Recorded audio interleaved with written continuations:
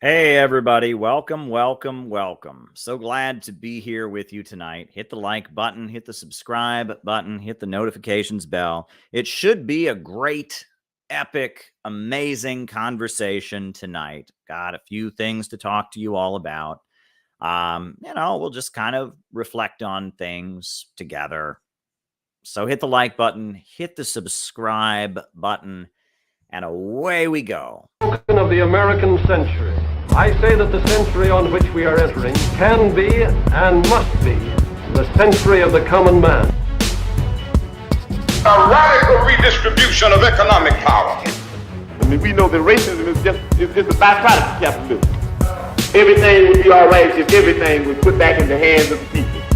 We need a government that will make sure Americans are taken care of and organize the economy to serve the people, not the profits of a wealthy few. We now have the techniques and the resources to get rid of poverty. We got to start getting out there with the people. Get out of the movement and get to the masses. We need a government of action.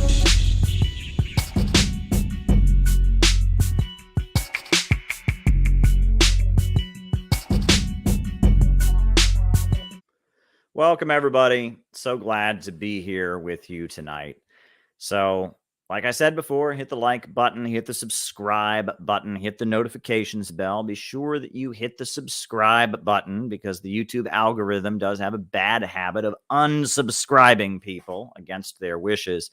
So please make sure that you hit the subscribe button. Hit the notifications bell to make sure you get notified. And, the way this show generally works is I give opening remarks. I just talk about whatever it is I want to talk about. And the whole time I give those opening remarks, I am writing down your super chat questions. So if there's something you want me to talk about in the second half of the show, all you have to do is send me a super chat. And if you send me a super chat, I will write it down and I will do my best to give you an answer. Now, keep in mind, I don't answer everything. Some things I just cannot answer.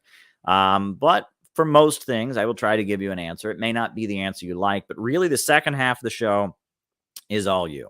You guys ask the good questions that get me going. You throw me a softball and I hit a home run. You guys ask me good questions and you get me going. And that's the beauty of much of our show here. Much of our show is in the Q&A, right? People like my opening remarks or whatever, but the Q&A is where it gets really beautiful. So if you want to be part, if you want to ask me something, by all means, shoot me a super chat. That's how the second half of the show works. Couple quick business announcements. We are having a lot more patrons-only streams. We just had one on the 1st. We shall be having another one in the next couple weeks. So if you want to be part of our Patreon community, you can join. You can sign up on the Patreon. Good stuff. And the Center for Political Innovation. We are continuing to have meetings. We're going to be having a conference, an IRL, in real life conference this March. Speeches, music, etc. So if you want to be part of that, you can become a member of the Center for Political Innovation today. So just sign up, become a member. And if you're a member, you can be included in our activities. So that's fun stuff as well. So I guess with no further ado, I will jump right into it, which is, I guess the first thing I wanted to talk about. I'm not a comedian. I am not a comedian. Some people say I do have a good sense of humor, but I don't believe them. There's something dry about me. I like puns. Most people don't like puns. I am not a comedian. But I enjoy a good comedian sometimes. I enjoy being made to laugh by somebody who knows what they're doing. And I got to tell you, I came across a clip from Saturday Night Live recently. And it wasn't funny. It wasn't funny. But it wasn't funny because they were not actually being satirical. I don't know if folks remember, but years ago, The Daily Show was very popular. Jon Stewart and Stephen Colbert, they were very, very popular because they were ridiculing the Bush administration. And Stephen Colbert was pretending to be a right-wing Fox News host, pretending to be like Bill O'Reilly. And Jon Stewart was poking holes and making fun of the outlandish, behavior of the Bush administration. And The Daily Show and Stephen Colbert were quite popular. So then Fox News, they tried to do their own version. Okay, writing it down.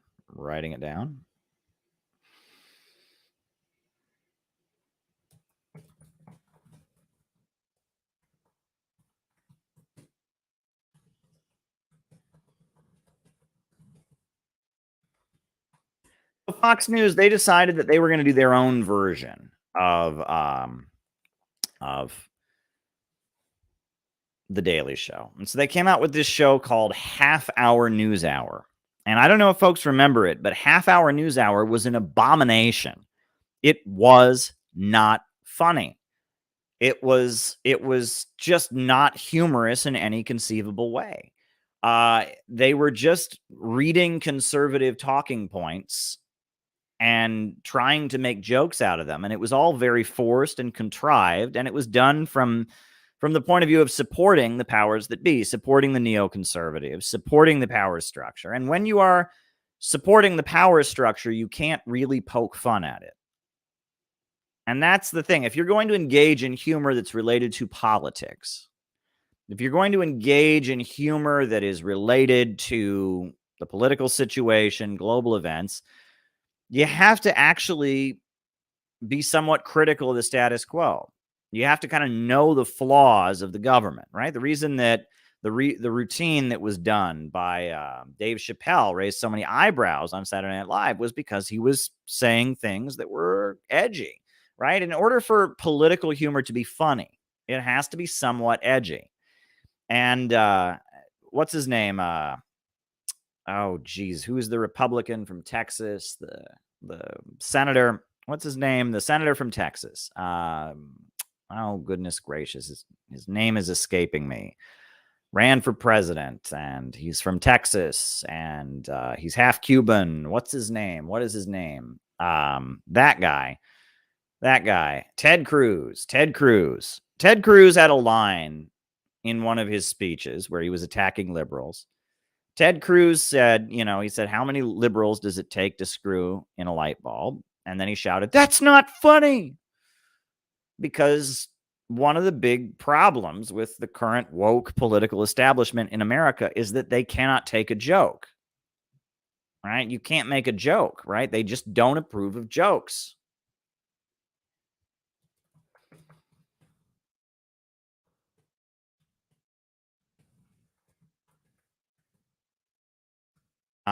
They just don't approve of jokes. The American political elite at this point, they just don't approve of jokes. And so I'm watching this Saturday Night Live weekend update clip, and I'm watching it and I'm realizing these are all jokes that are approved by the regime, right? This is like watching like jokes in a totalitarian state. These are like watching jokes in you watch 1984 or one of these like Hollywood movies of what they think a totalitarian communist regime is about. Like this is like what this is about, right? This is what I'm watching. This is what it's sounding like, right? This is sounding like these people are reading the jokes at the point of a gun with the party bureaucracy standing behind them or something. I mean, it's like a caricature of what we think a totalitarian, authoritarian society's humor is like. You go to Russia, they've got great humor. They've got comedians and radio hosts that are making jokes all the time. In China, they've got comedy on television and all of this. And like I said, I'm not a comedian, but I appreciate having a good laugh from a comedian. And then there are times where I can tell this is forced. This is forced. This is not a joke so much as it's repeating the party line. And I guess we're going to watch a couple clips from this Saturday Night Live sketch. It's not funny. I mean, forgive me if I'm missing something. Maybe you'll think it's funny, but I'm watching this and we'll just react to it here a little bit. What I don't understand about this Kanye stuff is if Jews do control the media, then how are we still seeing a new interview with Kanye every day? Like, you do realize that Kanye's interview was on InfoWars, right? And that InfoWars is banned from YouTube, banned from Twitter. Like the big Kanye interview that everyone's making a big deal out of was banned from all major outlets. Right? That's the outlet that had the controversial interview. It was only on InfoWars and on Rumble and on the alternative sites. All the major social media outlets banned those interviews with Kanye. So, you know, and it's just like, okay.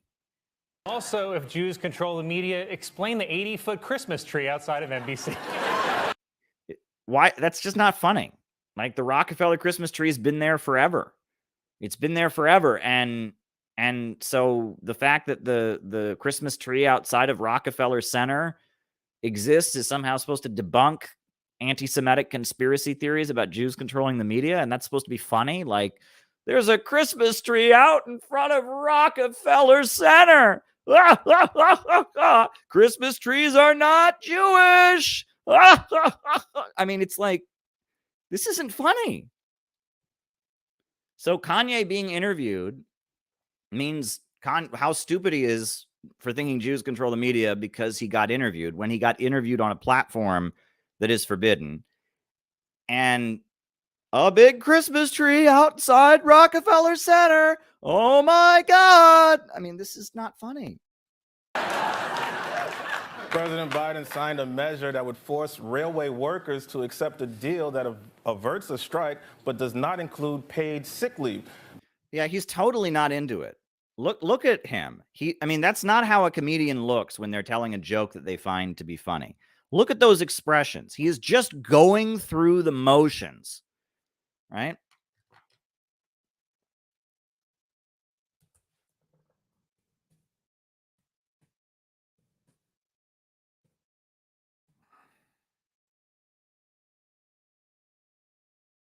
He's just going through the motions. Like, I mean, we'll roll it back a little bit here. Just look at how he's delivering this. He's not laughing. Like, this is not a comedian telling jokes. This is just somebody going through the motions. President Biden signed a measure that would force railway workers to accept a deal that averts a strike.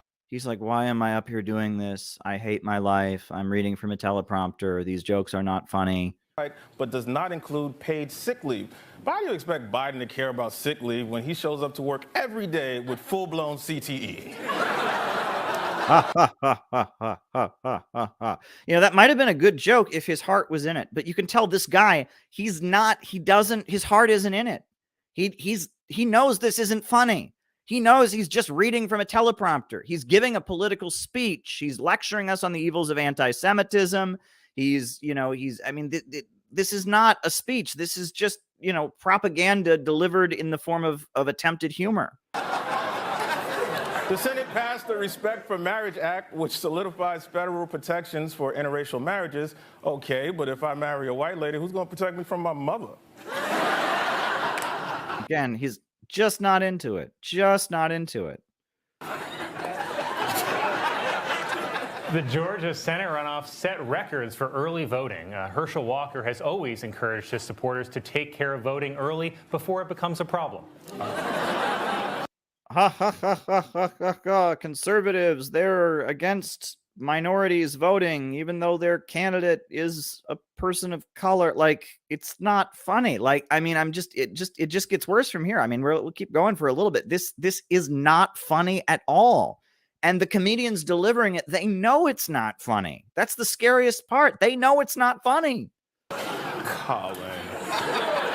President Biden has recommended that South Carolina become the first state to vote in the Democratic primaries to give black voters more of a voice in selecting the 2024 candidate. Not to be outdone, Donald Trump also plans to give black voters a voice with this puppet. What is this? Is this a real thing? I don't even think this is a real thing. I don't think Donald Trump ever actually did stand up with that puppet. I think they're just like saying that Donald Trump doesn't care about black people, or black people don't like Donald Trump or something. Like there's no joke there. Like, this isn't funny. This is not conceivably funny in any way. Like, this is just dumb. Where's the joke? Like, I mean, is this a real photo? Does somebody know? Is someone in the chat? Is this like a real photo? Like Trump actually posed with this puppet that might be funny if there was actually like a real photo, but it's not. It's just like Donald Trump is gonna say he likes black people by having a puppet. Like, do you see what I'm getting at here? I mean, this is like a totalitarian state. They're going through the motions. They're being told, to make political speeches and digs at dissident voices, and there's no humor. There's growing support to move the first Democratic primary from Iowa to South Carolina, but why would you just move it to another boring state? Start the primaries with a bang in Florida. Right? Instead of watching a politician eat a corn dog at the Iowa State Fair, imagine Pete Buttigieg smoking meth, shirtless at Gatorland, as he battles for the state's key demographic, grandmas under 30. And that's just like, it's a dig at low-income white people, right? Low-income white people are all white trash. They all voted for Donald Trump. They're all ignorant. And I mean, this is like, so we're supposed to hate Kanye West at the beginning. And I mean, this is just dumb. This is just like, there's no humor here. Right. At the end of the day, Florida may not give us FDR or JFK, but it will definitely give us HPV. All right.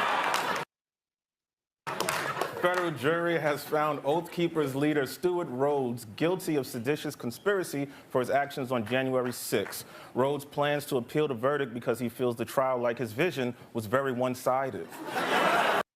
Get it? Like, the vision is one-sided because he has an eye patch. And that's like funny somehow. Get it? Like, I mean, are you dying of humor? Like, this is you can tell they're not into it.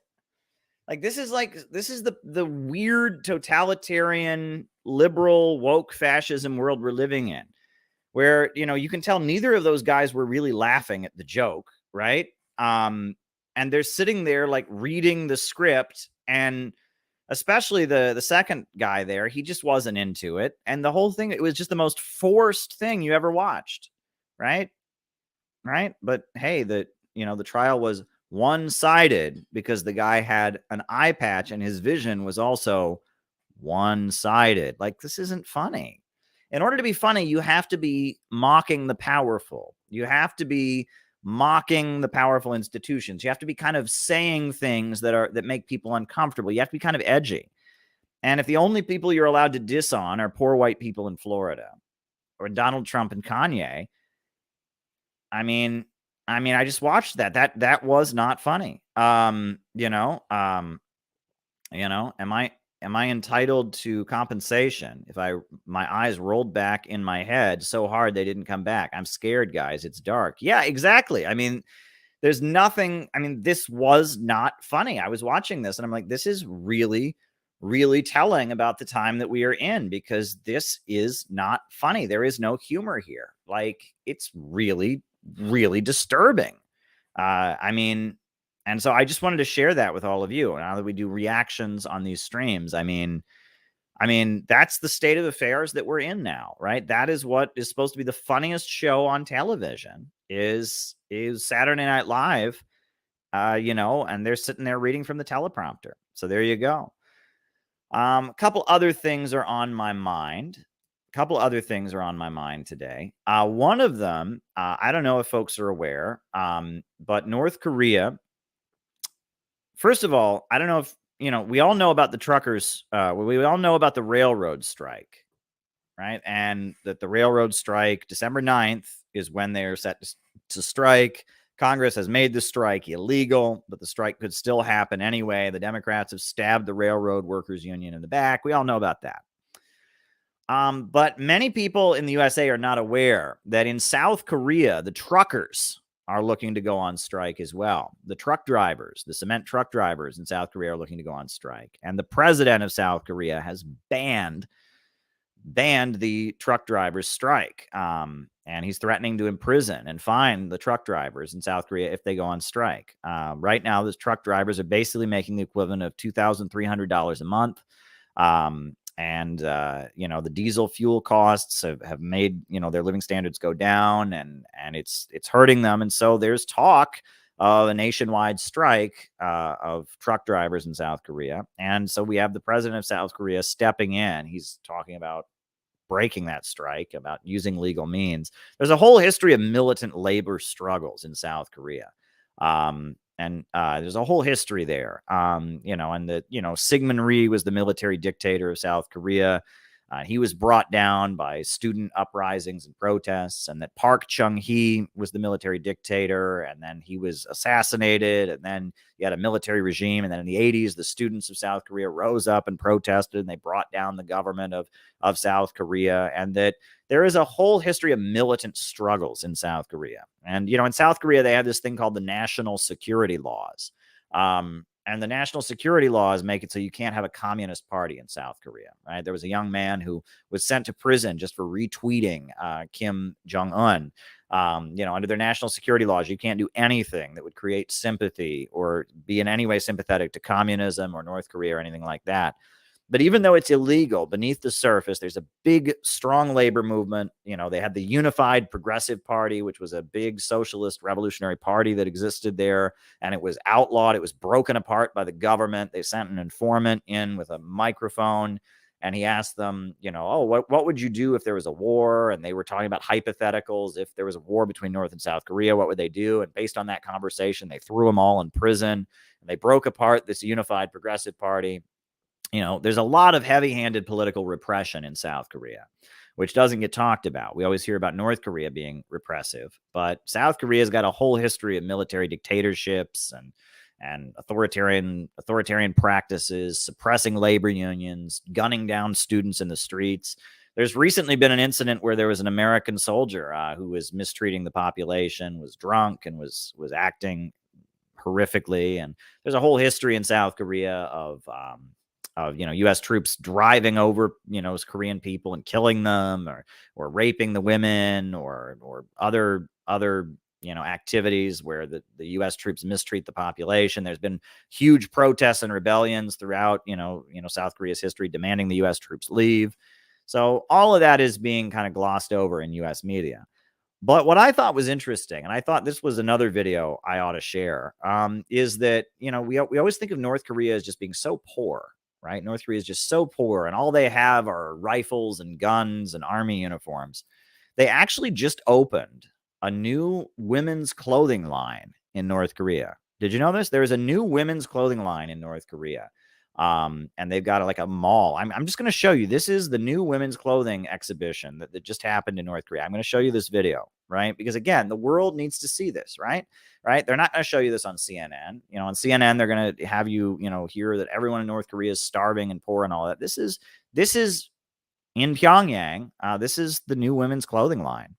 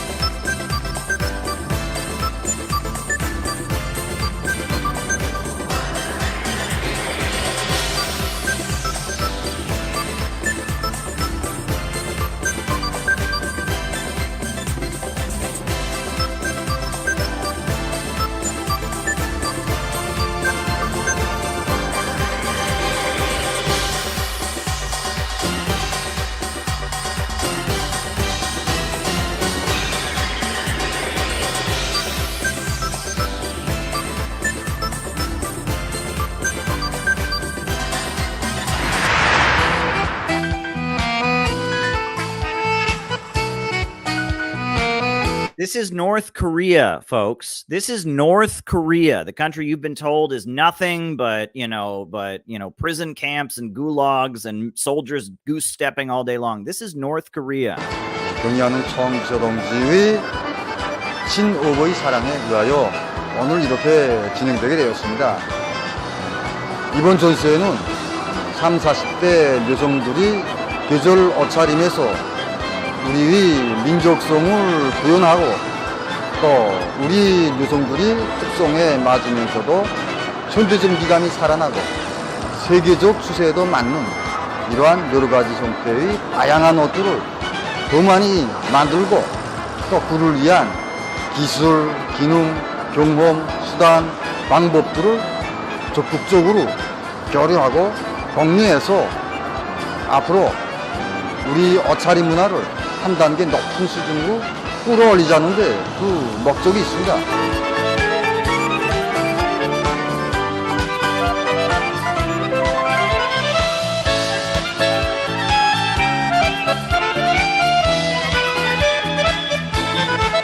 I thought in socialism, no one invents anything, right? In socialist countries, no one's ever creative.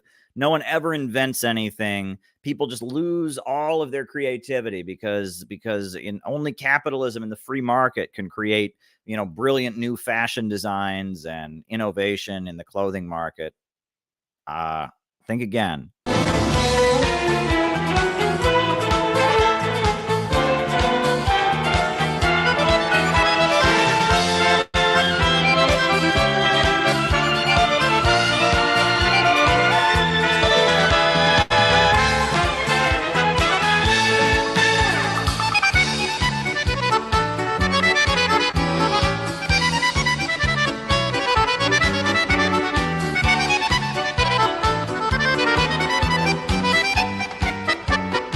우리 조선문화무역총회에서 And of course, people that are cynical would say all of this is staged, right? These are all actors, Caleb. This is all staged by the communist government to trick you. Do you know how elaborate you would have to stage all of that?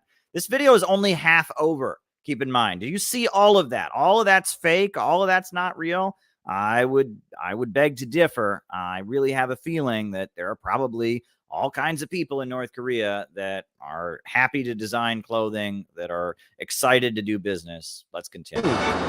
이번 전시회에 2,000여 종에 8,000여 점에 달하는 족자는 제품들을 출품하여 놓았습니다. 그래서 이번 전시 부드러우면서도 건강에 좋은 이단천의 특성을 살려서 새로운 형태의 여성옷 달린옷을 설계하고 착상하였더니 정말 수요가 높습니다.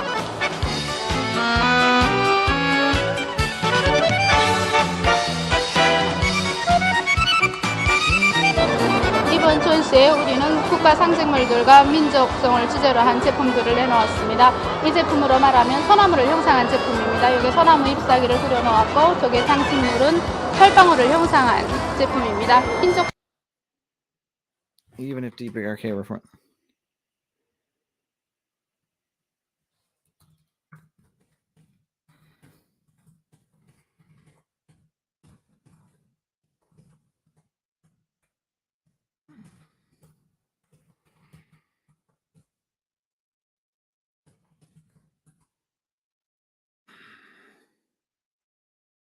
성을 주제로 한 제품입니다. 우리 평양은 예로부터 유경을 자랑해 오지 않습니까? 이 고들리 그리고 여기는 홀밀대를 형상.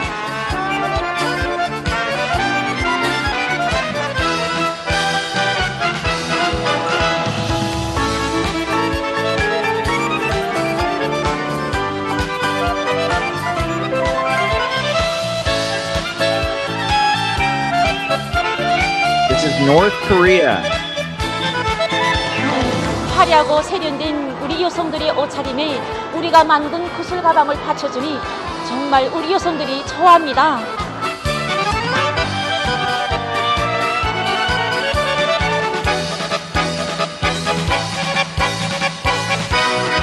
우리는 비록 가공 기술을 공유하고 모든 경험에 토대하여 더 많은 여성 옷들을 도안함으로써 시대의 유행이 되도록 하겠습니다. 이번 여성옷 전시에 옷들이 많이 나왔다고 해서 찾아보니 정말 마음에 드는 옷들이 많습니다.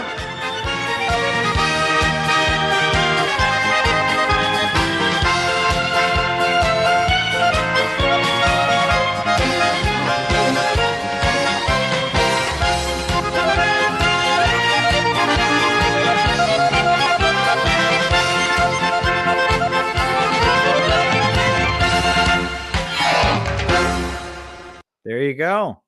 Wow. No, and notice that the people speaking, like that guy has got a badge, right? That's the red flag on his badge there. That's like the Korean Workers' Party. That's got Kim Jong-un on it, right? The woman speaking, she's got her party badge, right? I mean, this is a communist operation, but they are producing huge amounts of clothing. I mean, this is really something special, right? I mean, this is the opposite. This is the opposite of what we've been told that North Korea is like. I mean, this is completely the opposite of what we've been told.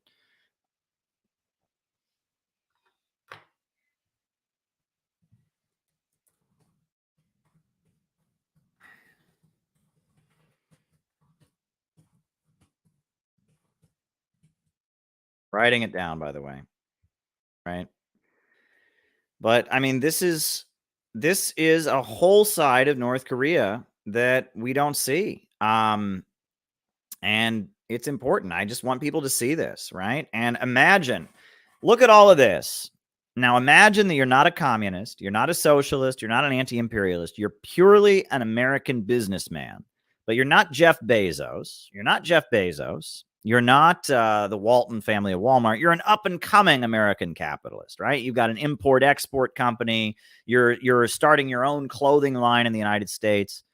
You got to look at this and you got to be like salivating of all the money that could be made. Could you imagine how much money could be made for lower level American capitalists if North Korea were able to trade on the global market? Can you imagine, right? If all of these companies were able to partner up with American companies, it would be amazing. It would be utterly amazing, right? Wouldn't it be great if they didn't have horrific, crippling sanctions on North Korea and American small business owners could do business with these folks, right? Wouldn't it be awesome? Why in the world can't we in the United States, those of us, how many people are unemployed in the fashion industry? How many young women, young men have gone and studied fashion, at New School University or something like that, and they're now unemployed? Wouldn't it be better if they could get a job working with North Korean companies, if there was a partnership between an American company and a North Korean company, and they could do business and they could design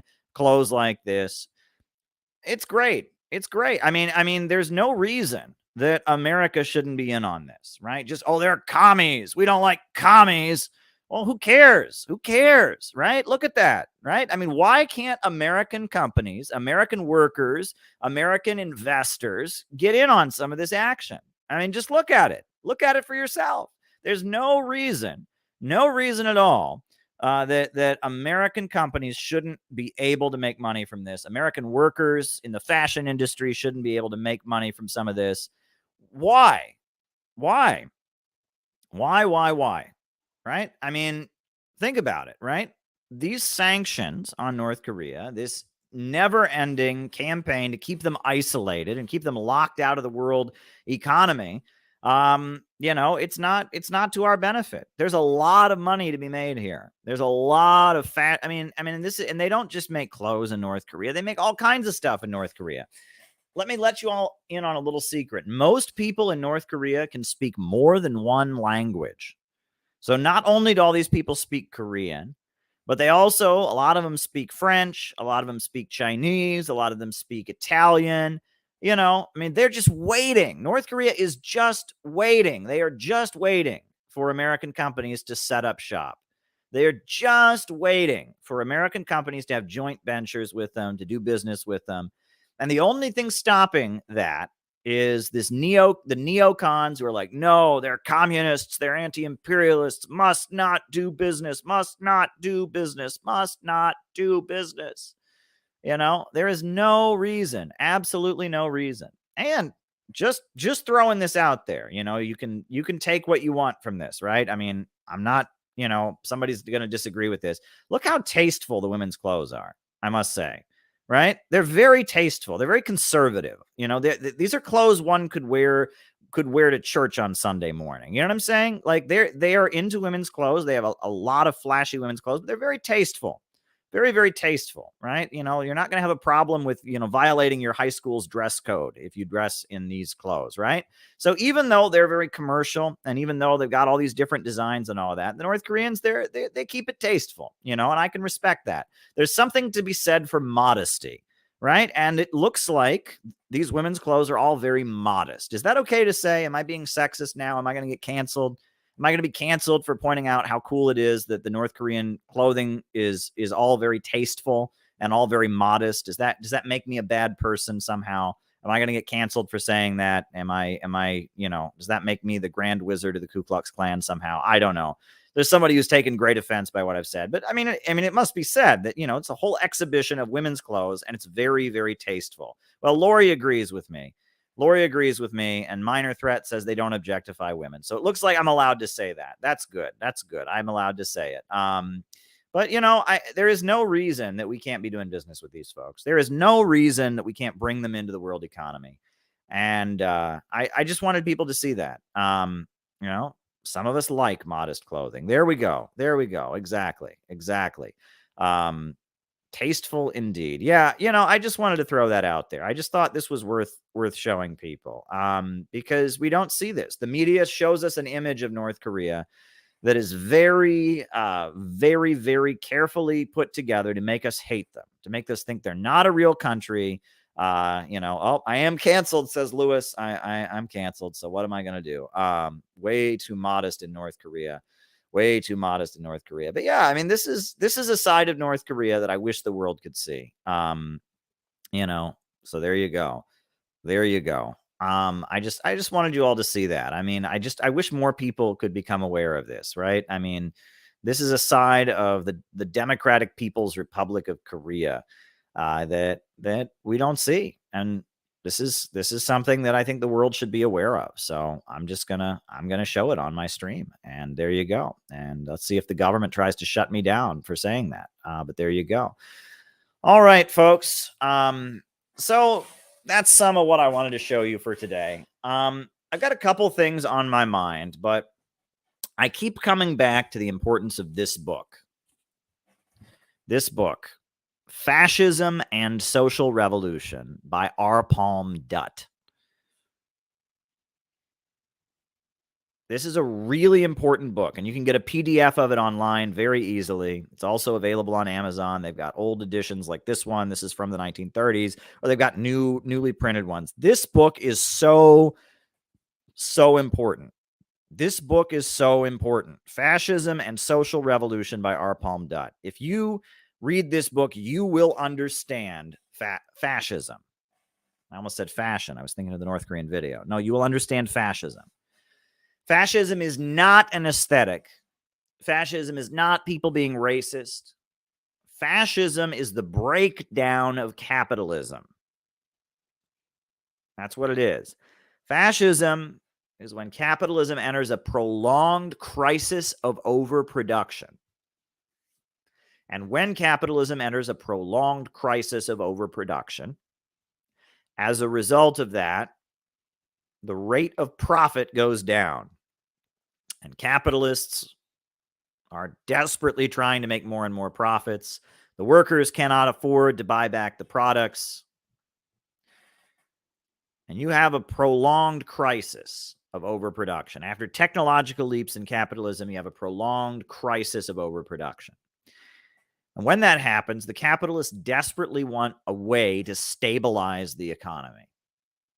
They realize that if the economy is going to get going again, people have to continue spending, and corporations have to be able to sell their products.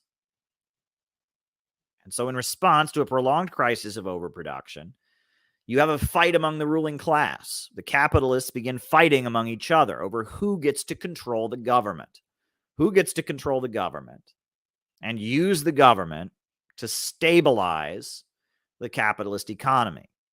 And fascism is a mechanism for stabilizing the capitalist economy with degrowth. That's what it is. That is the essence of fascism. And R. Palm Dutt breaks it down very, very eloquently in this book. And he shows that no, fascism is not conservatism. There's plenty of conservative governments that are not fascist. No, fascism is not just the right wing becoming more right wing. Fascism is rooted in the economic breakdown of capitalism.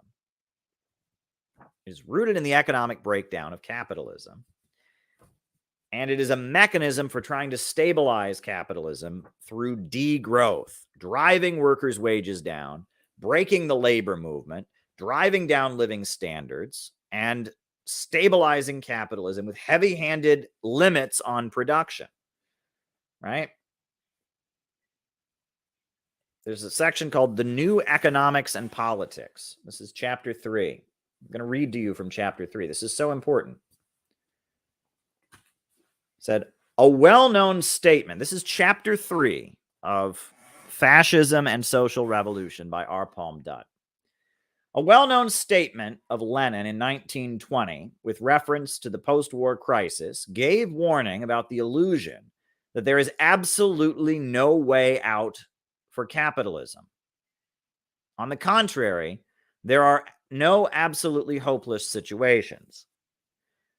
The meaning for this statement is often misunderstood because it is commonly quoted out of context. Lenin was in fact giving a warning against two widespread errors.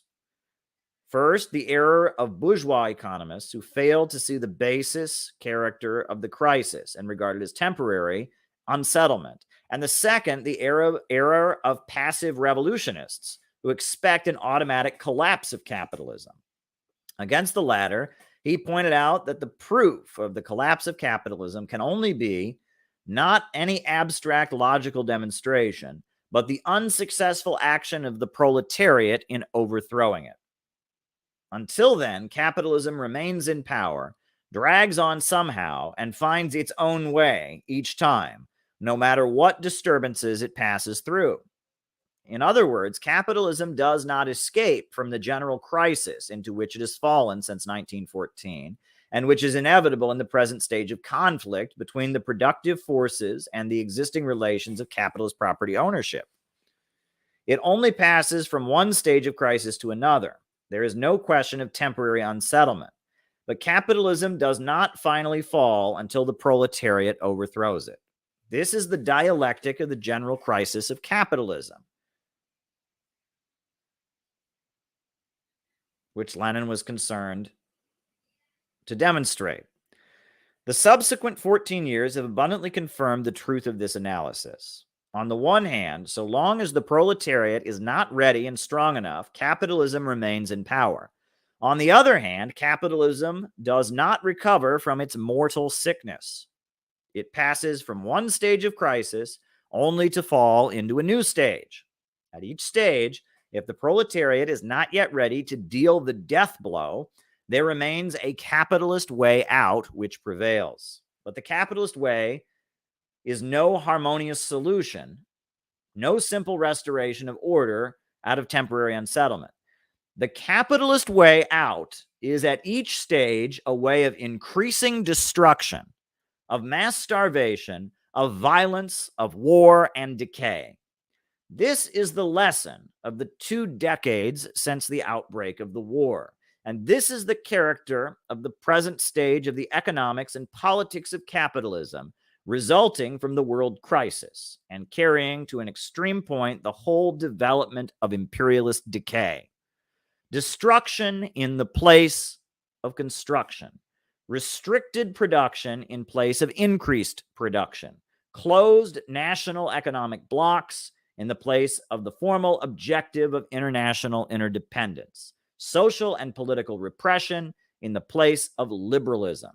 These are the characteristic watchwords of capitalism in its present period. The most direct and elementary and typical expression of the present stage of capitalist policy is organized collective destruction of wealth of the productive forces. The purposeful destruction of commodities for economic reasons is in itself nothing new in capitalism, but an integral part of its daily working from the beginning. It was in 1799 that Fourier first became convinced of the necessity of a new form of social organization, when he found himself entrusted with the task at Marseille to superintend the destruction of a quantity of rice held for higher prices during a scarcity of food till it had been unfit for use. Nevertheless, this rice, at any rate, had been held back in the hope of sale and was only destroyed because it had become unfit for use. This was not yet the modern principle of the wholesale destruction of good rice, good wheat, good cotton, good coffee, and good meat. In the same way, the endeavor of combination to limit stocks, restrict production, and maintain or raise prices is inherent, not merely in capitalism, but in the commodity economy from the beginning. Adam Smith wrote in The Wealth of Nations, people of the same trade seldom meet together, even for merriment and diversion, but the conversation ends in a conspiracy against the public or in some contrivance to raise prices. But such a policy appeared to Adam Smith, the original voice of classical capitalism, as an offense against the principles of capitalist production, as a conspiracy against the public. It has remained for our day that all the capitalist governments of the world should meet together in a World Economic Conference. Does that sound like a World Economic Conference? It sounds like maybe, I wonder, would they have a World Economic Forum, perhaps? A World Economic Conference to proclaim with combined voice all the most enlightened, progressive statesmen and economists the supreme aim of restricting production to raise prices. This is a measure of the extreme stage of capitalism in decay. So back during the 1930s, when there was a Great Depression, all the major capitalist governments and all the major capitalist economists gathered at this place called the World Economic Conference to talk about the need to restrict production and raise prices. And thank you, Jonathan. Does that sound familiar to anybody? A World Economic Council where the heads of government and the heads of the economy gather and talk about how we need to have less. We need to lower consumption. We need to reduce production. The distinctive modern stage of capitalist policy for the destruction of wealth and the productive forces is marked by three outstanding characteristics.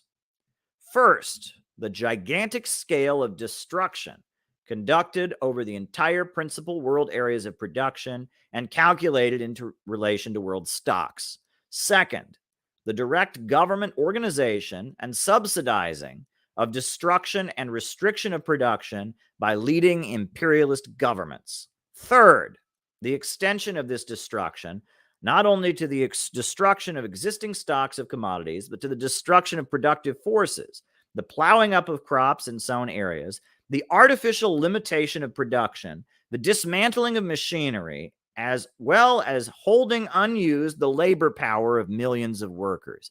Does this sound familiar to anyone? That there's big corporations and big heads of government that are going around trying to stop countries from growing too much food and trying to reduce the global crop output, telling countries that they need to go organic and produce less food, having a trade war with Russia and blocking wheat from getting onto the markets. Does any of this sound familiar to you who are listening? The examples of this process throughout the capitalist world are too familiar to require repetition. The burning of millions of bags of coffee or tons of grain in the midst of mass starvation and poverty have horrified the world. But all of this has been no accidental or exceptional happening through the action of individuals, but on the contrary, directly organized by the capitalist governments of the world. And in the forefront, the most progressive governments, the Roosevelt government in the United States and the Social Democrats. It is a tragic irony that men and women in New York should be suffering the tortures of hunger, While tens of thousands of pigs in Faro are being slaughtered in Iowa by the command of the government, and the farmers in Kansas or Nebraska are burning their grain, says the News Chronicle, October 1933. The expenditures accounted recently, published by the U.S. Department of Agriculture under the Roosevelt regime, paint a pretty picture of modern capitalism. And it goes on, and it's describing how in the 1930s, the capitalists decided the way to save their system was with degrowth. The book, I'm skipping ahead. To the modern bourgeois mind and outlook, this process of wholesale destruction and restricting of production in the midst of poverty appears as natural and self-evident necessity. Without sense of contradiction, they proclaim it in the same breath that they proclaim the necessity of economy and cuts to the masses. And correctly, they feel no contradiction, since both are indispensable to the maintenance of capitalism in the present stage. They preach today the policy of restriction of production with the same sense of obvious correctness and common sense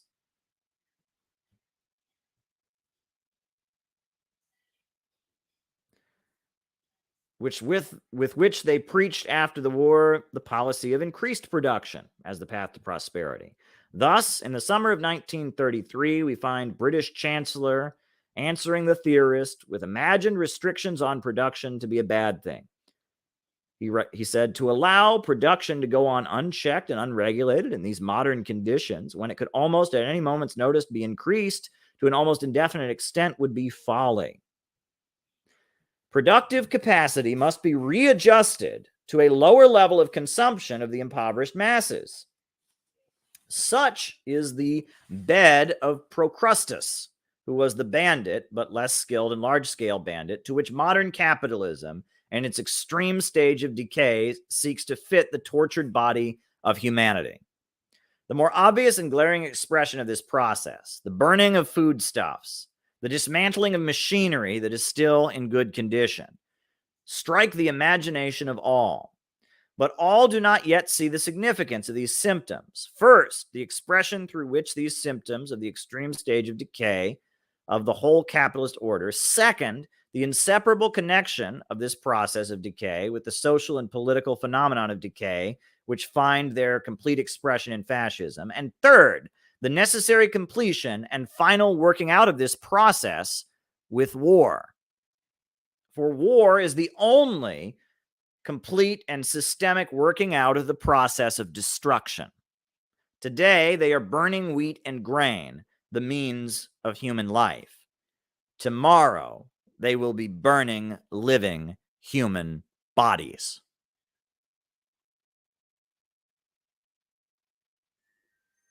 That was written in 1935 by communist political economist R. Palm Dutt. He's describing exactly what we're experiencing right now.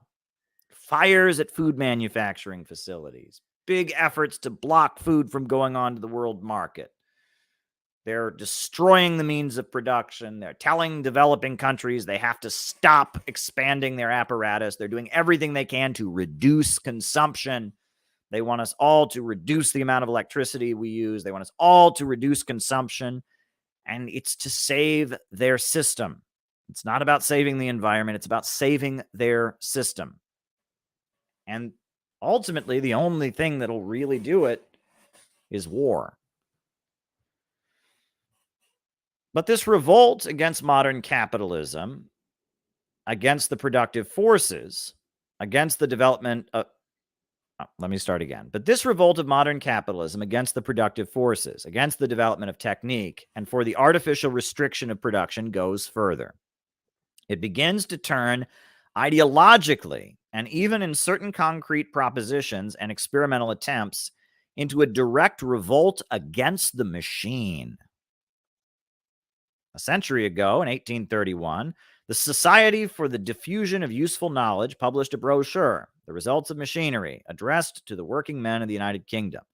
This little book gives a glowing picture of the glories of invention, of the permanent blessings of machinery, of the triumphant step that man takes in comfort and civilization every time that he transfers one of the meaner drudgeries of the world's work from human backs to wheels and pistons. The argument is developed with great animation and vigor, and the writer, as he skirmishes with the working man's prejudices, travels over one industry after another. Today, the tables are turned.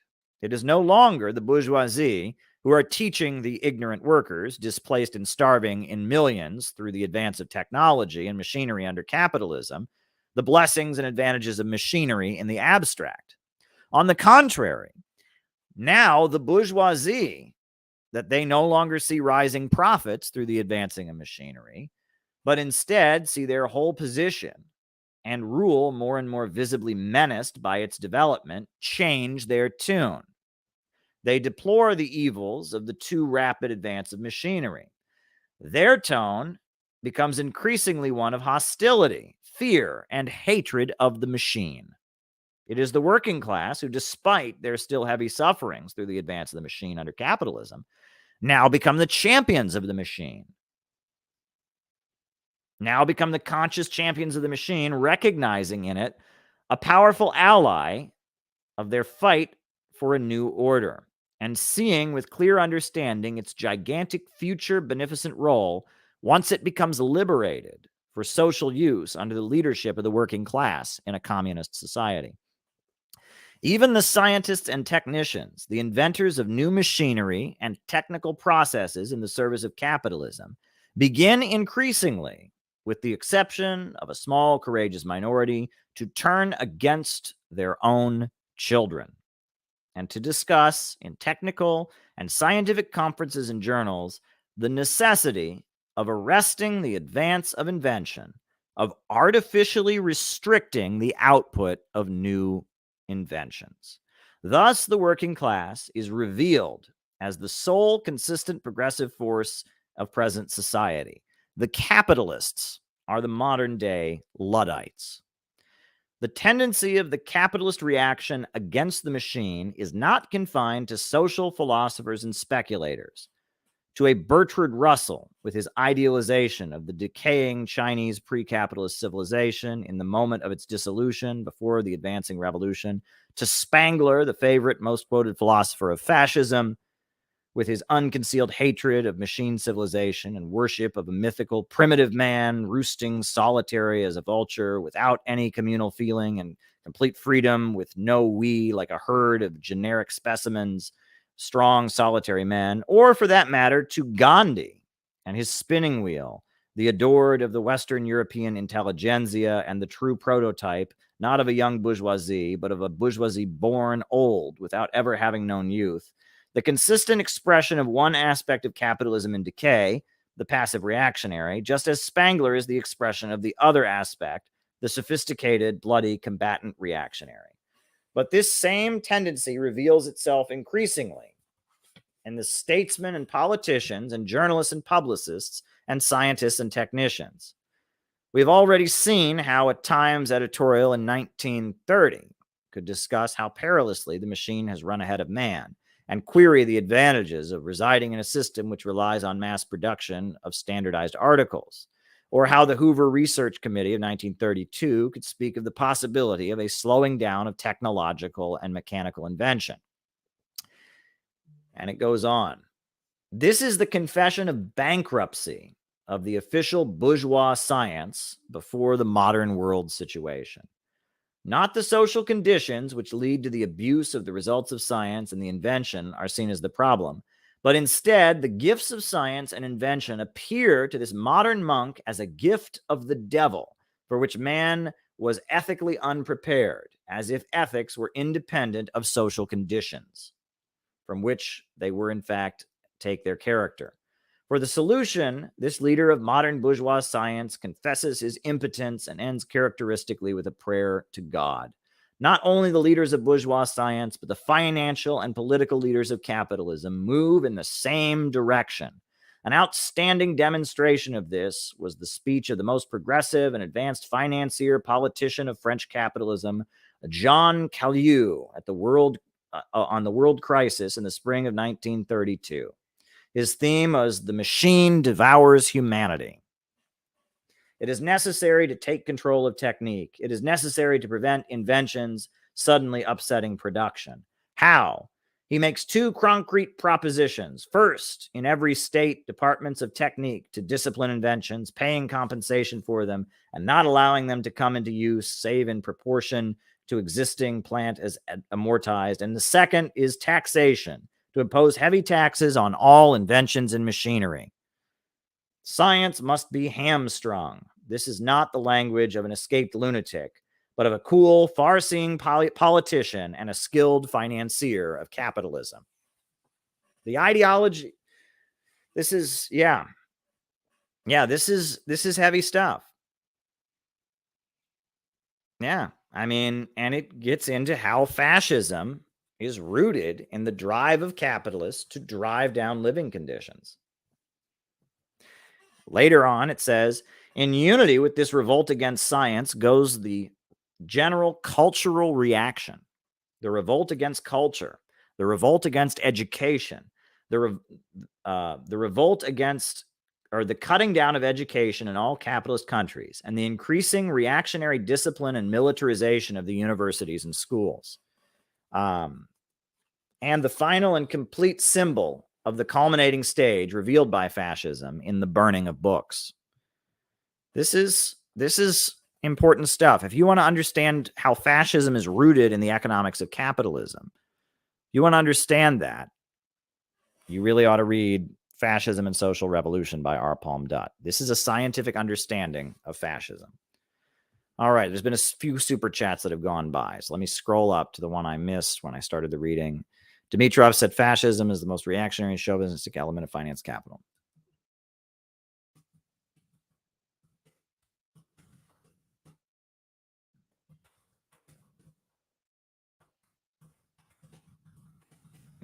Capital. And here we go. And the next question we've got, can the USA learn anything from Asian tiger capitalist countries?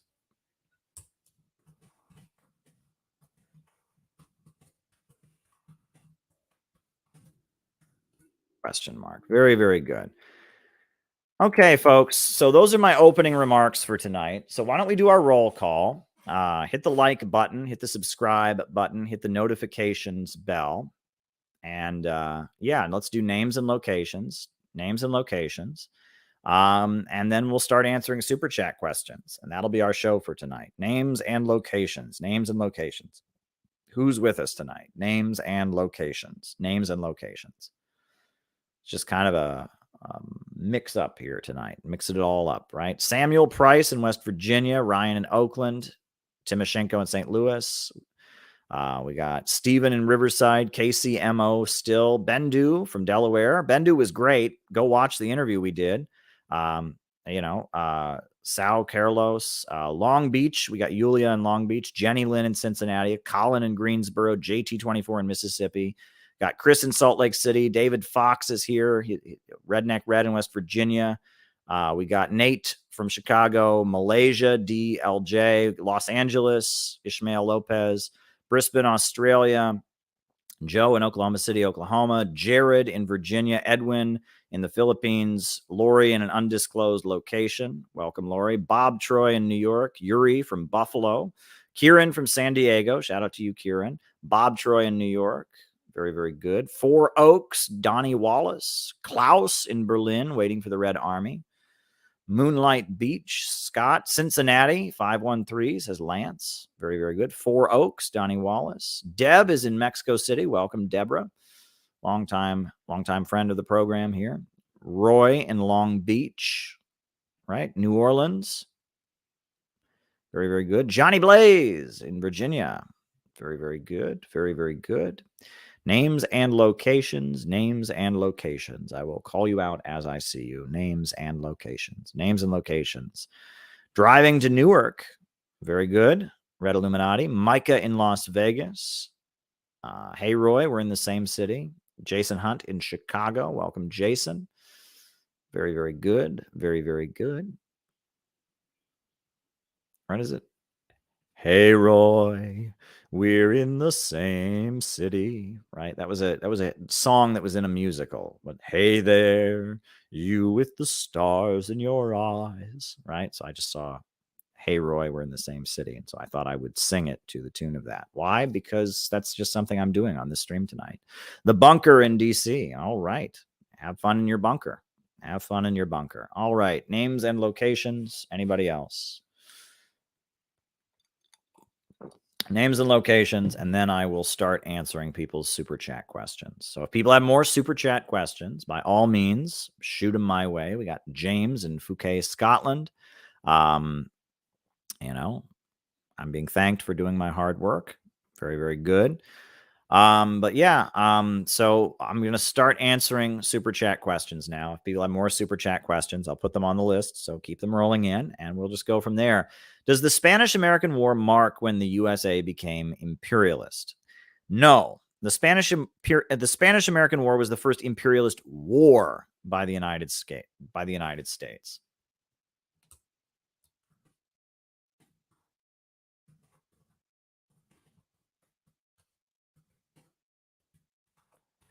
The first imperialist war by the United States. But the USA becoming imperialist. Imperialism is a financial. It's when finance capital becomes dominant over industrial capital. It's when when capitalism enters its monopoly stage, and that the end of the Civil War, that was kind of laying the foundations. The dominant, the industrial capital became dominant. And then I believe, you had the end of of Reconstruction. The troops were pulled out of the South, right? And it was during the period when the U.S. troops were pulling out of the South, the Republican Party shifted, and you got the rise of American multinationals. And yes, the Spanish-American War was the first American imperialist war. That's where the Philippines and Cuba were seized by the United States in a war with Spain. But the system of imperialism is capitalism in its monopoly stage, and that came earlier. That came about a decade earlier as American multinational corporations started spreading their tentacles across the planet. One little known fact about the Spanish-American War is that it was quite short, but the Philippine-American War immediately followed. Right? So Spain was the colonizer of the Philippines. The United States went to war with Spain and fought against Spain, defeated Spain. After Spain was defeated, the Filipinos began fighting the United States for their independence. And so there was a long military conflict that went on for decades, in which the Filipino people were fighting against the U.S. Marines who were occupying their homeland. And there were hundreds of thousands, if not millions, of Filipinos killed as the USA battled to keep control of the Philippines after they seized it from Spain. And that's, the Philippine-American War. No one talks about that, but it actually cost a lot more American lives and way more Filipino lives than the Spanish-American War did. The Spanish-American War, that's the war that I'm trying to think of. I mean, it's a classic war. More American soldiers died from the food that the soldiers were given that was rotten than actually died in the fighting. Did you know this? You can look it up, that they contracted some awful private company to supply the food for the American soldiers. And a lot of American soldiers ate this food, got food poisoning from it, and died. And more of them died from the food poisoning than actually died in the war. And it was a blatant example of, war profiteering. Smedley Butler's book, War is a Racket, has pages about it. The other thing was that Theodore Roosevelt used the war for propaganda purposes. He had Congress give a commission to him and his buddies from Harvard, and they went to Cuba, and they got on horses, and they rode up and down some hills with photographers taking pictures of them. And they wrote these exciting stories about the Rough Riders, and they were the Rough Riders. And they were this heroic group of cavalry soldiers who rode up and down hills and fought the Spaniards. And so they did all this propaganda for Theodore Roosevelt to make him look like a war hero. So yeah, the Spanish-American War was very, very, very stupid. Remember the Maine, right? There was some American ship in a Cuban harbor that sank, and it sank, of its own, like machine failures or something like that. But they made it sound like the Spanish had attacked the Maine, and it was an example of an imperialist war. And the U.S. imperialists seized Cuba and the Philippines from the Spanish imperialists, and then the Filipino people started resisting, and there you go. That is some American history. Is there any chance that something good could come out of the Iranian protests? I mean, well, what do you mean? Like, World War II was horrible, right? You had the Holocaust, you had hundreds of, millions of people dying, but then, like, out of that, the Chinese Revolution happened. Out of that, Eastern European countries were able to break free and start building socialism. But does that mean World War II, something good came out of it? No, it just means that, despite something bad happening, good things were able to kind of maneuver around it. The Iranian protests. Is it possible that the Iranian government will renegotiate the way that it operates, its morality police or whatever they call it, in a way that the population will be more happy with? Maybe. Is it possible that that as a result of these Iranian protests, it'll be very clear who is completely against the Islamic Republic and working for the United States and who is just a dissident, and they'll be able to clarify things? I don't know. We'll have to see what happens. I think that the Islamic Republic of Iran is an outpost of resistance to U.S. imperialism. It is a stronghold of resistance to Zionism and imperialism, not capitalism, but Islam, war of poverty against wealth. I've seen the achievements of the Islamic Revolution. I've been there. I've seen the great achievements in terms of infrastructure and raising people's living standards. And I know the U.S. imperialists want to go in there and dismantle all of that. And they want to make Iran a poor country under their boot heels. And I know that despite whatever frustration various Iranians have with the Islamic Republic and how it operates, despite all of that, that there are millions and millions and millions of Iranians who will fight to the death to defend the Islamic Republic. The Islamic Revolutionary Guard Corps, the Basij councils, the Islamic Republic has a big base of support. So there you go. Your thoughts on France still holding so many overseas colonial territories in the 21st century.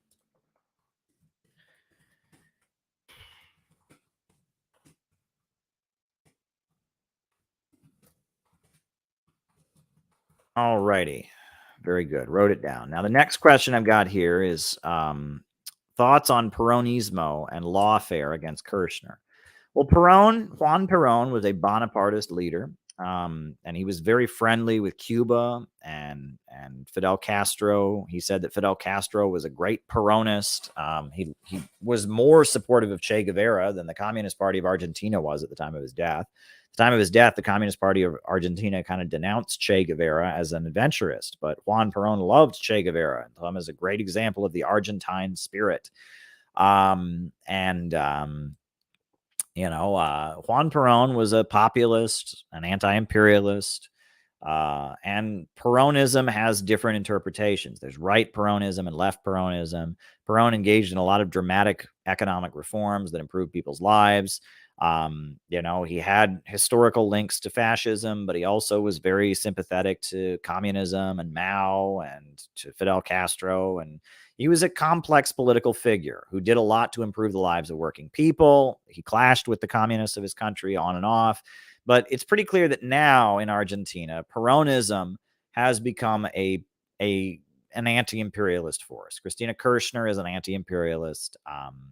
She's pro-Russia, she's pro-China, she's pro-Iran, she's pro-Venezuela, she's pro-Cuba. And that, yes, they are doing everything they can to keep her from running and to keep her from, continuing to run the country. And that they've launched all kinds of attacks on her. They do the corruption thing. That's what they do to socialists now, right? It used to be they said, oh, you're a dirty, rotten commie. Well, that doesn't work anymore. So now they say, oh, my God, you gave a company a deal for a government contract, and that proves that you're corrupt, right? And this is what they did with Lula da Silva. This is what they did with Dilma Rousseff. It's what they're doing with Isabel dos Santos now. There's been efforts like that against Ahmadinejad in Iran. And it's like they play this game where it's like, well, you're corrupt, as if, the people supporting imperialism are somehow not corrupt. and the Panama Papers and all of that. That's the game that they play. It's how they keep revolutionaries and charismatic revolutionaries out of politics. And they're doing that against Christina Kirchner. No doubt about it. All right. Next question. Even if the DPRK reforms and opens up, do you think the global siege will result in the departure of the Kims? Well, what is the departure of the Kims? The Korean Workers' Party runs People's Korea, right? And the reason that the son of Kim Il-sung and now the son of Kim Jong-il is running the country is a political statement. It is to make clear that that the revolutionary ideology has not changed, and it's also to make clear that there's not division in the Korean Workers' Party between hardliners and moderates. They have one unified revolutionary line, and they're making clear that the liberator of the country, the George Washington, the Ho Chi Minh of Korea, Kim Il-sung, Kim becomes the son, the national hero. It's about making clear that his politics and his revolutionary legacy is still alive. That's what it's about. It's not about the Kims, right? You want to make it about the Kims. It's like this family has the power. No, this is about the fact that this is a country fighting the imperialists. This is a revolutionary communist party founded on Marxism, Leninism, with their own understanding of the Juche ideology that is leading a country that has been under attack and under siege. And, they are unified around their revolutionary line. That's what you need to understand. You're missing the point. When you say the Kims. And a reform and opening up, I think, would be good, right? And that, maybe if there was a reform and opening up, there might be a little bit of a loosening in the party, right? It may be that then there could be more open debate in People's Korea, right? And that, maybe that's the case, but maybe not. That's up to the Korean people to determine. And the main thing is to allow them to be part of the world economy, let them trade, let them do business, and let them determine their own destiny and stop, sanctioning them and blockading them and threatening them with attack. Create a situation where they will feel safe giving up their nuclear weapons, where they will understand that they won't be invaded, there won't be a regime change operation, and they'll be able to cooperate with the world in peace, and they won't feel a need to have nukes. Right? Are the people that signed the letter that Hunter Biden's laptop was fake to be held accountable? No, of course not. I mean, they should be, but of course not. But we'll talk about that.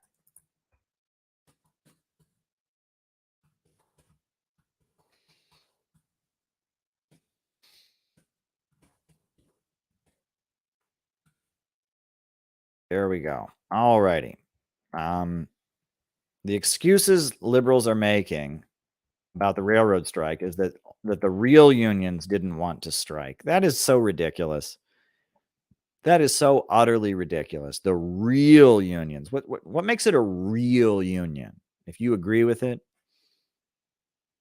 unions, there tend to be elections. There's locals, the real unions are the one. I mean, that is so ridiculous. They will go to anything. They are just foot soldiers of the woke bourgeoisie, of the higher levels of capital, trying to stabilize capitalism with degrowth. That's what wokeism is, and that's what the fake left. That's all they are. That's all they are. They voted to outlaw a strike. They did that, and they abandoned the railroad workers in defense of railroad corporations that are making billions of dollars. So, yeah, there's nothing progressive about the ruling class of the United States, and nothing progressive about the fake synthetic woke left. All right.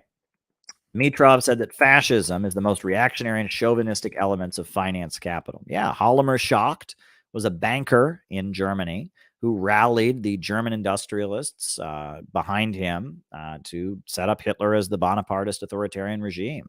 That set up the concentration camp system, that broke the labor movement. That was absolutely that was a reactionary financier. And that in the United States, it was Henry Morgan. He was a big Wall Street financier who was also, tied in with Henry Ford and the National Association of Manufacturers. And yeah, there was always a wing of finance capital that was close to fascism. Absolutely. And now we have, it seems to be the bankers, the World Economic Forum that are pushing the modern degrowth fascism. Anything that the USA can learn from the Asian tiger capitalist countries? Yes, absolutely. One thing that can be learned from them is this notion that, you have to have a free market to build up a country. The free market did not build up South Korea.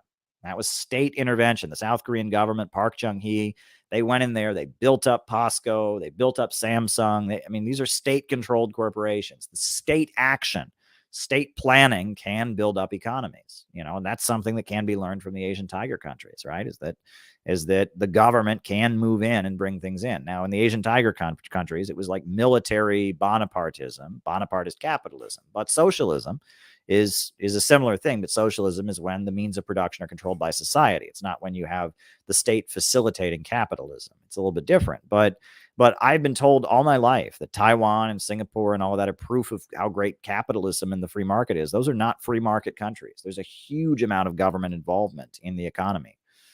There you go. Is Squid Game a capitalist analogy? I haven't watched it. I don't like darker stuff like that, Hunger Games. I watched a few of the Hunger Games, and it's like something about the darker, I don't know. When I found out what Squid Game was about, I thought, I don't want to see that.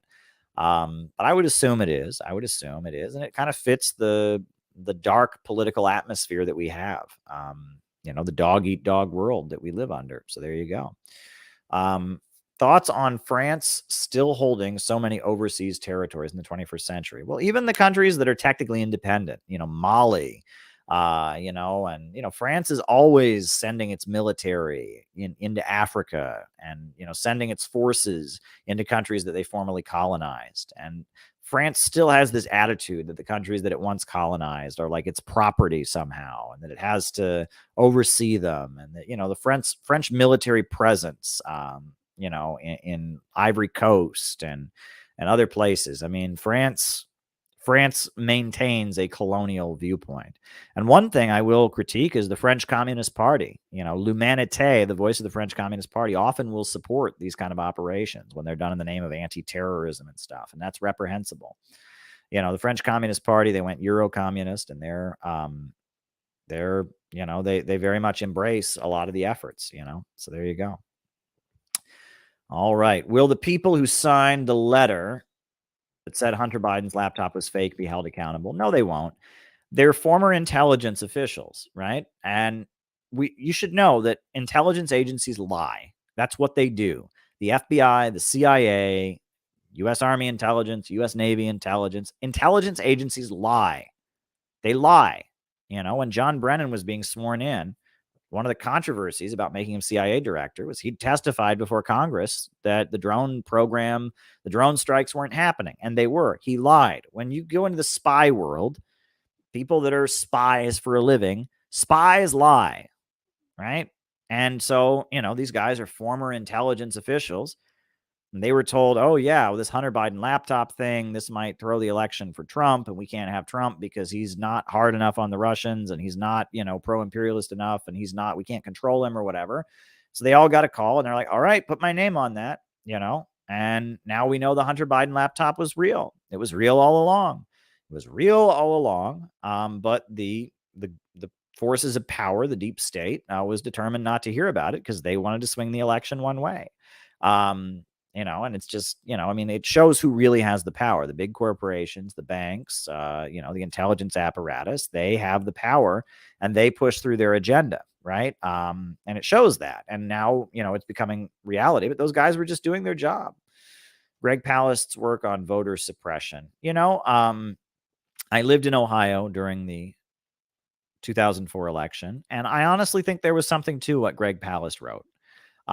What he wrote about, how the voting machines were distributed throughout the state, that was pretty fishy.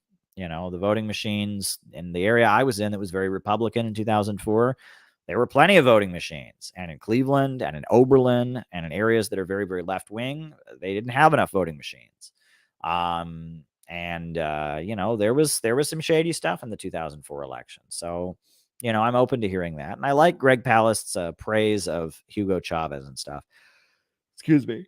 I've heard that lately he's taken a pretty negative turn, and that he's not where I'm at this point. He's not really an anti-imperialist anymore, but that work on 2004, it makes sense to me. I think there's a possibility that there was foul play in the 2004 election. Because it seemed like, even though John Kerry, the 2004 election was one of the weirdest elections, because John Kerry was like everyone was voting for John Kerry because they were mad at Bush and they wanted to stop the war. And John Kerry was the candidate for the Democrats, and he ran a pro-war campaign, all about what a military hero he was. John Kerry himself had been a leader of the Vietnam veterans against the war. He had been a war protester. He'd fought in Vietnam, and then he had protested the war. And so, if John Kerry had run on an anti-war platform, he probably could have won. But instead, John Kerry was there to tell the people who were campaigning for him, Soviet art versus modern art, Pollock. To tell the people who were campaigning for him, to tone it down. It was very weird. I mean, he began his inauguration speech at the 2004 Democrat convention. I'm John Kerry, reporting for duty. I mean, and it was like John Kerry had been a protester. He had been an anti-war activist. The Vietnam Veterans Against the War, the VVAW. Ironically, that was a group that ended up being very closely aligned with the Revolutionary Communist Party, the Bobavakian people, the Revolutionary Union. That's who VVAW ended up being controlled by. John Kerry was in it for a little bit, and then he quit. And then the VVAW ended up being run by, Maoist communists. And John Kerry, I mean, he had a kind of a leftist background, but yet he ran on a platform of I'm a war hero. I'm a war hero. And his platform, if you actually read the Democratic platform in 2004, the platform was that he was going to escalate the war. He was going to send more troops to Iraq, and he was going to fight it in a more aggressive manner. So it was a very strange election in so many ways. But even still, if Bush had not won re-election, even though John Kerry was basically running against the people voting for him, his platform, was what the people voting for him didn't agree with him. They didn't want more troops. They didn't, even despite all of that, right?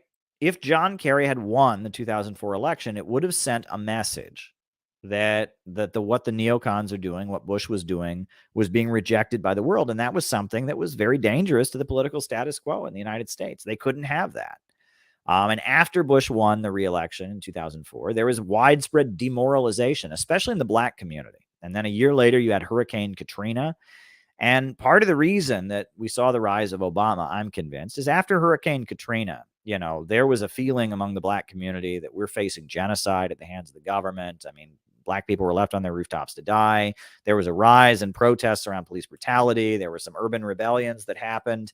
And I think that the ruling class said, okay, we need black people back in, supporting the government. We can't have this unrest. When Kanye West, I remember he was a new face at that point. Kanye West was a new performer, and he on national TV, he said, George Bush doesn't care about black people. He said that on national television. And, the 2004 election was very demoralizing for many different layers of the U.S. population, because many people in the United States really felt that Bush was no good. And there was a whole vote or die campaign. There were these T-shirts that said vote or die, that were basically saying that if Bush was reelected, there was going to be a military draft. That was a big thing. And even I was a high school kid. I went to see Michael Moore speak at Kent State University. And this crowd of people that were there to see Michael Moore, they were not supporting John Kerry. They were not mad at Bush. They were mad at capitalism.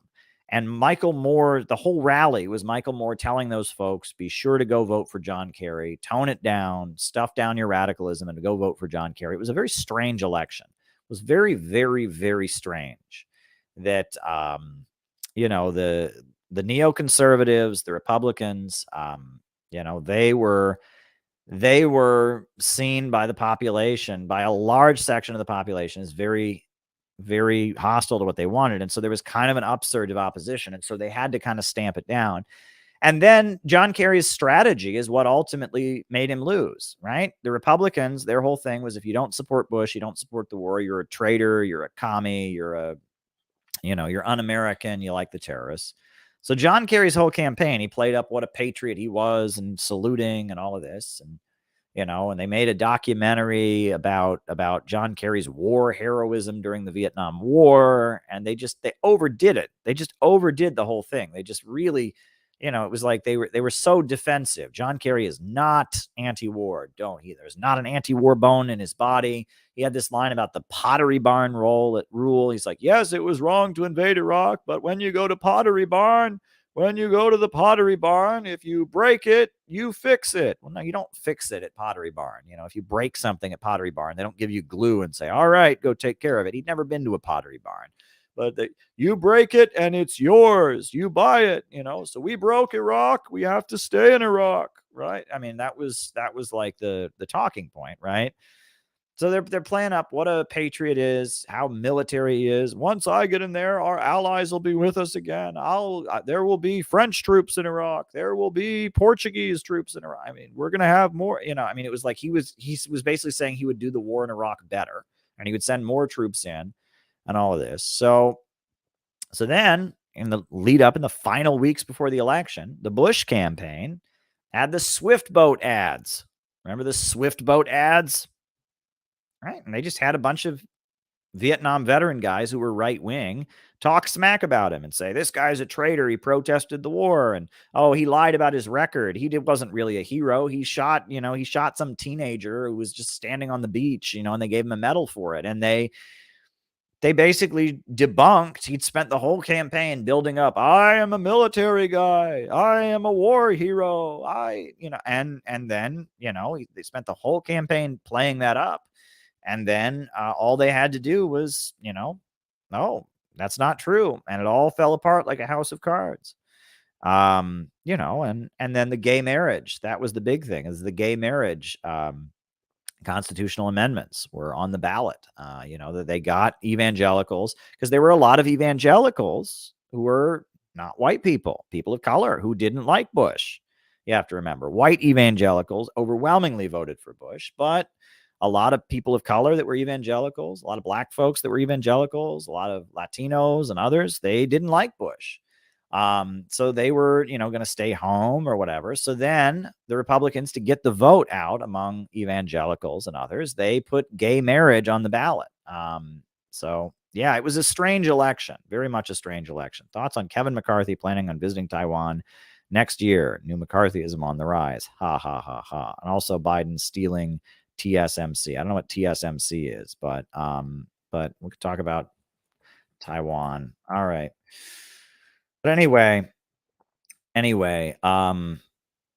next question. So the next question we've got here is Soviet art versus modern art.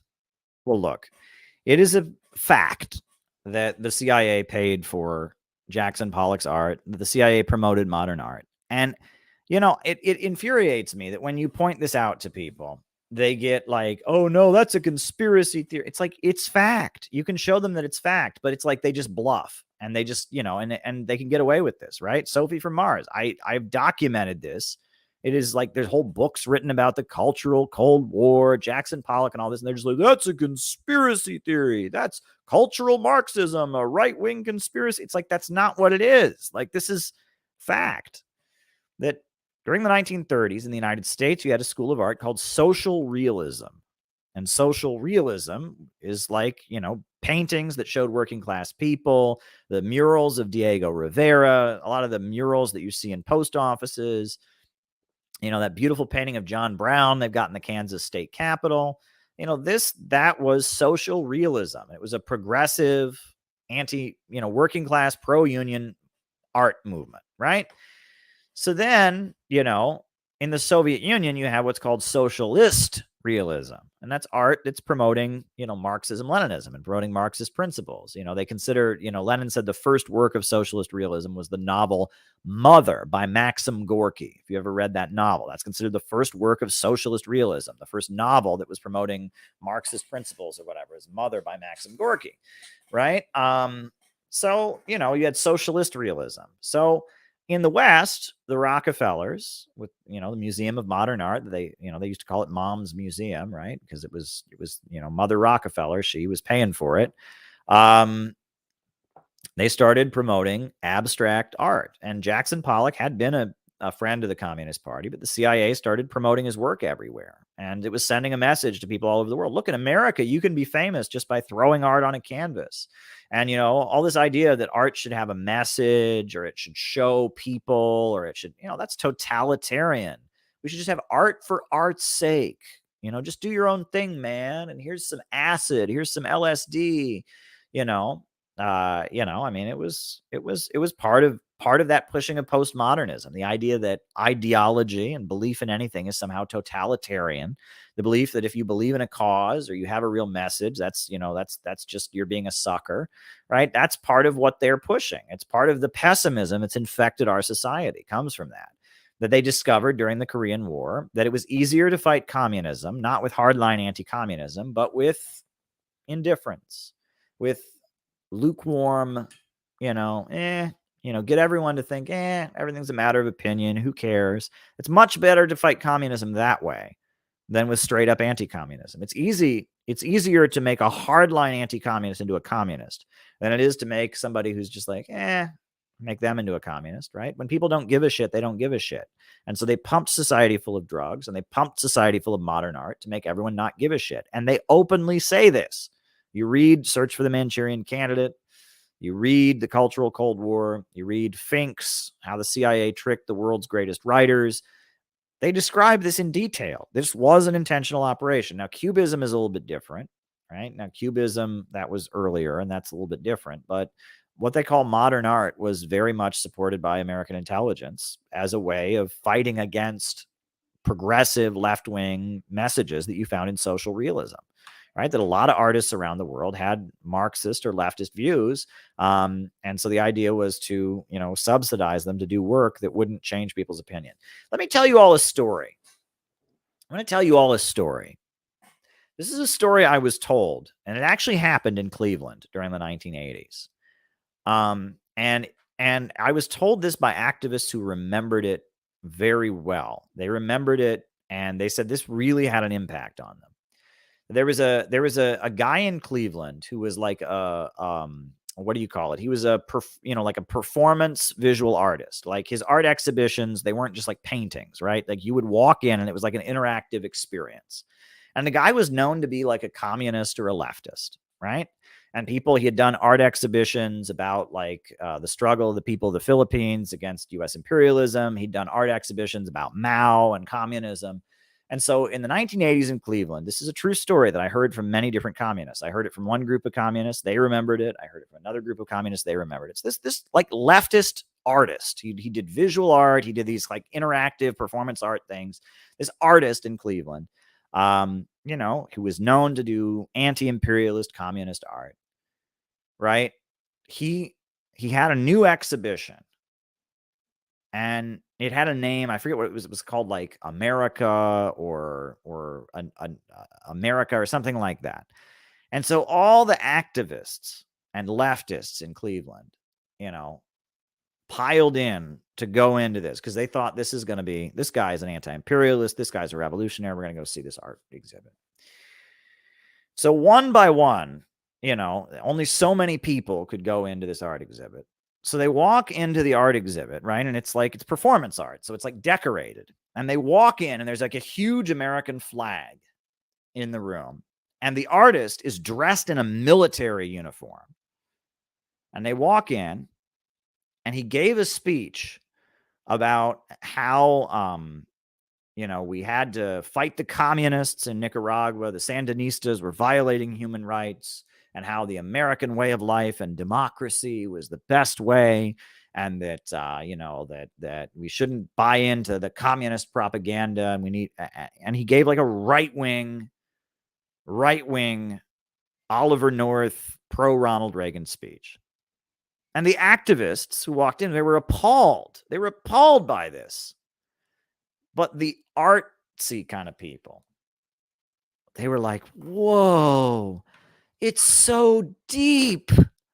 It's brilliant. He's showing that everything's just a matter of opinion and that there is no truth and that they thought it was just the most profound thing. It was brilliant that this left-wing, supposedly communist artist put on an exhibit that was like an ad for U.S. military intervention in Nicaragua and was ultra patriotic and right wing. And they thought it was just, oh, it was so deep. He's showing that, and it got great reviews in the local press. They're like, this is brilliant. This left-wing artist who is known for his activism and all that did a super right-wing military show. And it shows that that everything's a matter of opinion and that there's two sides of every story and that there is no truth after all. Oh, it was so brilliant and profound. And oh, the activists, look at those activists, those communists in the room got so mad about it. See, because that's what he's talking about. People being brainwashed. See, they thought there was actual truth and that's why he did it, to make the activists mad. Oh, it was so profound and amazing. And this happened, apparently. And I heard this story from multiple communists. They remembered when this happened. And it was this guy had done some kind of, it was in the 80s, had done some kind of psychological operation, right? He was trying to make what he thought was a profound postmodernist point, that this left-wing anti-imperialist guy who was supporting the Sandinistas and all that, he could put on a costume and he could be right wing, and it showed that it's all just a matter of opinion, that it's all just, and he got praised for it. The mainstream thought it was just so brilliant. It's so brilliant. All the mainstream artsy publications, all the art reviewers are like, wow. And he surprised all the people who walked in. They weren't expecting that. It was so profound. This is postmodernism. This is how postmodernism works, right? And it's this sense of superiority, this smug sense of superiority. You believe in things. I don't. I don't believe in anything. I'm above ideas. I don't believe in anything. I just sit around smoking marijuana and masturbating to pornography. But you, on the other hand, you believe in ideas. You want to make sacrifices. Oh, don't you get it? Oh, the artist is above that. He's so profound and he sees that everything is just a matter of opinion. Oh, it's deep. And all those leftists piled in and saw this right-wing piece of art. Like, this is postmodernism. This is the psychological operation the ruling class has been running on us. And they've been hammering that home, right? There's a reason that, Ken Loach, right? He's a communist. He's a leftist. But you watch any Ken Loach movie, watch Land and Freedom, watch Wind That Shakes the Barley, and you feel like crap. You feel like utter crap afterwards, right? Watch Wind That Shakes the Barley. I agree with it politically, right? It's about the betrayal of the Irish freedom struggle. But you watch it, you want to slit your wrists. You feel like utter shit after you watch Wind That Shakes the Barley. That's why they made it, right? It's there, and it won the Palme d'Or. It's this great revolutionary film and all this because they want you to watch it and feel like crap, right? They want you to watch it and go, is there really any point of this? Oh, wow, look at all the suffering. And I mean, this is how they do it, right? That they are very sophisticated. If they just spoon-fed you straight up verbatim anti-communist propaganda, you wouldn't believe it. So they spoon-feed you postmodern propaganda. They spoon-feed you propaganda that says there is no real truth anyway, that it's all just so violent and demoralizing, and humans are just mean to each other, and can't we all just, it makes you want to just go and get high and get stoned and back away from life. That's what they do, right? They're very good at what they do. The psychological operations of our enemies are very, very, very sophisticated. They know what they're doing. They pay for the right-wing art to rev up people to hate the commies, and then they pay for the left-wing art that makes you want to slit your wrists, that makes you go, that's what they do. And if you look at the art of the Soviet Union, go and watch Battleship Potemkin. Go and watch October by Sergei Eisenstein. Those films don't make you feel that way. They know what they're doing. They know what they're doing, right? And that left-wing art, left-wing movies, they have worked very, very hard to make a lot of very, very demoralizing and pessimistic art. I mean, Reds, Warren Beatty's Reds is a great example of that, right? It was made at a time that's, the Carter administration. It won Best Director at the Academy Awards. And it's a movie about American communists. It's pretty sympathetic. John Reed and Louise Bryant, they come off as good people. But the Soviet Union comes off as this evil totalitarian place. And the idea is, commies are good people, right? They raise awareness about workers' rights. They're free thinkers, but, they get suckered by those dictators. They get suckered by those authoritarian regimes. The very end of Reds, he's on a train and he's in the southern USSR. And they take him to a place where there's a bunch of Muslims. And there's a bunch of guys in turbans, and he's giving his speech, and they're translating it. He's reading his speech in English, and they're translating. And at one point, the guys all pull out their swords and they shout, "Allahu Akbar!" and they're raising their swords. And he's like, "What happened? What happened?" They said, "Well, we changed your call for class war. We changed your call to a call for holy war." And he's like, "Why would you change my words? That is what the party needs. That's what the party needs. Silence, artists." But it's commenting on what was going on in 1980 when that movie was made, the Iranian Revolution. And that's what they're saying. They're basically saying, look, you anti-imperialist leftists, you've rock bottomed. You're supporting the Islamic Revolution of Iran, a bunch of crazy ayatollahs in turbans that are screaming Allahu Akbar. It was a psyop. And it was directed at European communists. It was directed at the Euro communists. At the 1978, the French Communist Party, the Italian Communist Party, the Communist Party of Spain. They had just cut ties with the Soviet Union. And that film, that was Hollywood and the CIA throwing a branch to them and saying, we don't hate commies. Commies are good guys, but the Soviet Union sucks. And the Iranians, they suck. And, we don't mind you being commies. You can be artists in Greenwich Village, and you can have, non-traditional marriages, open marriages, and do whatever you want to do. But just don't align with the Soviet Union. Don't align with anti-imperialist countries. It's a very sophisticated operation. A lot of people went to see Reds and didn't think it was an anti-communist movie. They went to see Reds and they thought, it just shows this American journalist who went and was part of the Russian Revolution. No. It went and it showed that gap between Western revolutionary intellectuals and the Soviet Union, and was saying the Western revolutionary intellectuals are good and the Soviet Union is bad. That's basically what it was saying. And what we at the Center for Political Innovation are saying is the opposite. We say the Western revolutionary intellectuals, the hippies, the counterculture are bad, and the Soviet Union was good. We are the opposite of Reds. That's basically what we're saying. We're saying that, yes, Trotsky was right. The permanent revolution and all of that, the policies of the revolutionary intelligentsia, that desire for bloodlust and chaos on the part of revolutionary intellectuals, the Soviet Union stopped feeling that way. And about 1928, they started changing their views. And we say that was good, right? You could say that we're Trotskyites in reverse. Trotskyites recognized that in the Soviet Union, something changed. And I agree. Yes, in the Soviet Union, in the late 20s, something changed. And that was good. The Soviet Union got better after they repudiated Trotsky, after they started promoting socialism in one country, right? And that's more or less my position, that 21st century socialism, socialism with Chinese characteristics, is continuing a divide that started a little bit with Lenin and his party of new type, and continued when Trotsky was repudiated with the rise of socialism in one country.